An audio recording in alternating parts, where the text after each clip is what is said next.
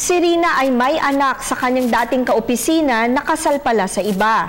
Mula nang pinanganak ang kanilang anak, ay ginagamit na nito ang apelido ng ama kahit na ang nakalagay sa birth certificate ay ang last name o apelido ni Rina.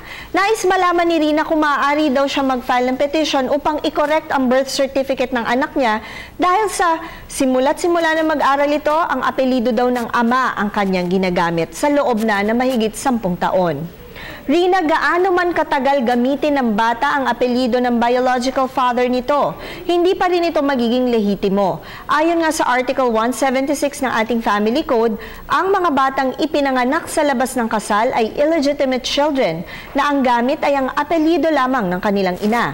Maaari lamang gamitin ang apelido ng kanilang ama kung ire-recognize sila sa isang kasulatan o di naman kaya ay nakasaad na sila ang ama nito at may kaakibat na pirma sa birth certificate.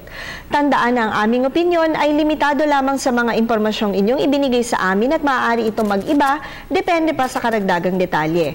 Malaya po kayong makakakonsulta sa inyong napiling abogado. Patuloy kayong mag-email sa ptv4newscenter@gmail.com. Attorney JJ Jimeno Atienza, ang inyong bisig ng batas.